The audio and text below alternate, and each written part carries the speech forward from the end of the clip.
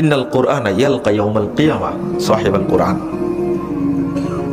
রাসূল বলছেন যে হিনা ইয়ানশাক্কু আনহু কবরুহু কাররাজুলি সাহিব।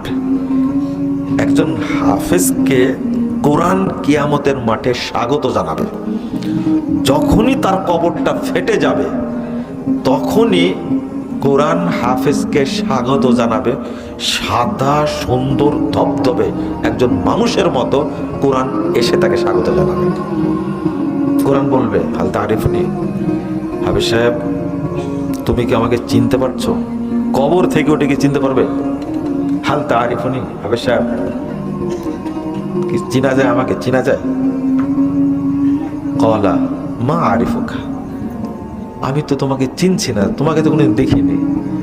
তখন বলবে আনা সাহিবুকাল কোরআন, আমি সেই কোরআন তোমার ঘুমে বাধা দিয়েছি, তোমার আরামে বাধা দিয়েছি। সেই কোরআন। হাফেজ কত আনন্দিত হবে। এবার বলেন, কিয়ামতের মাঠে হাফেজের কোনো চিন্তা থাকবে? কোরআন নিয়ে যায় কোথায় বসাবে?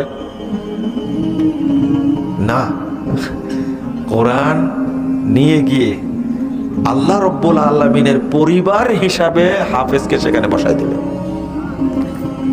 215 নম্বর হাদিস, ইবনে মাজাহ খুলবেন। রাসূল সাল্লাল্লাহু আলাইহি ওয়াসাল্লাম বলেছেন, ইন্না লিল্লাহি আহলিন, কিয়ামতের মাঠে আল্লাহর যারা পরিবার থাকবে,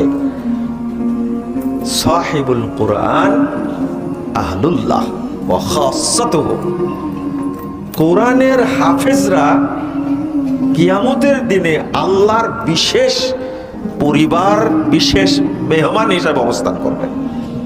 আল্লাহ বলবেন কোরআনকে, হাফেজকে বলবেন ইকরা ওয়ারতাকি। আর একটা হাদিস আসছে ওয়াসআত ফি দারাজাতিল জান্নাহ, তুমি জান্নাতের মর্যাদায় বিচরণ করতে থাকো। ফাইন্না মানজিলাক ইনদা আখির আয়াতিন তাকরাউহা, জান্নাতে ঘুরতে ঘুরতে ঘুরতে ঘুরতে যেখানে তোমার তেলাওয়াত শেষ হবে সেখানে তোমার মর্যাদা শেষ হবে। পৃথিবীতে একজন ব্যক্তিকে আল্লাহ অনুমতি দিবেন, জান্নাতে তুমি কোথায় থাকতে চাও সেখানে তুমি চয়েস করে নাও, সেটা হলো কোরআনের হাফেজ। এরা যারা পাগড়ি নিল আজকে, বুঝছেন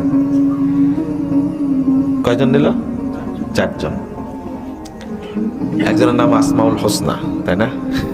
নাম রাখছে আসমাউল হোসনা। জানে না তো, এই জন্য নামটা রেখে দিছে।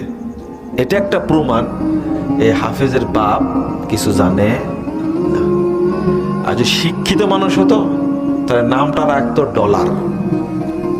কি রাখতো? না হলে সুমন রাখতো। আপনারা কি বলছেন? না হলে কি নাম জানি, এখন সব কি কি নতুন নাম বের হয়েছে না?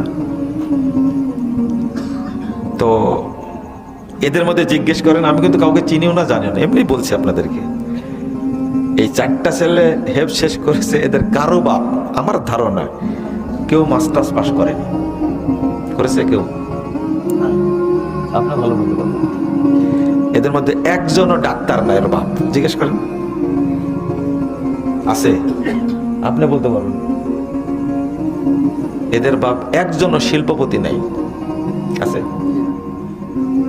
এদের এই 4 জনের বাপ, এদের মধ্যে কেউ কলেজের প্রফেসর নাই। জিজ্ঞেস করেন আছে? নাই। বিচারপতি আছে কেউ? এটা তো নাই। কি বুঝলেন আপনারা? নাই। আমি এমনি বলছি, এই পরীক্ষিত তো। এ তো 4 জন, 30 জন হাফেজ পাগড়ি পরানোর পরে আমি জিজ্ঞেস করেছি, এই 30 জন হাফেজের বাপ একজনও মাস্টার্স পাস করা আছে বা কলেজের টিচার আছে, বিশ্ববিদ্যালয়ের প্রফেসর আছে কিনা? পাইনি। 4 জনের মধ্যে পাওয়া যাবে? আর এই বর্ডার এলাকায় এটা কি সম্ভব? যাক, আলহামদুলিল্লাহ, ইলম রাসূল সাল্লাল্লাহু আলাইহি ওয়াসাল্লামের যুগ থেকে দরিদ্রতায় বহন করেছে, কিয়ামত পর্যন্ত তারাই বহন করবে ইনশাআল্লাহ। এবং এই দরিদ্ররাই কিয়ামতের মাঠে 500 বছর পূর্বে জান্নাতে যাবে ইনশাআল্লাহ।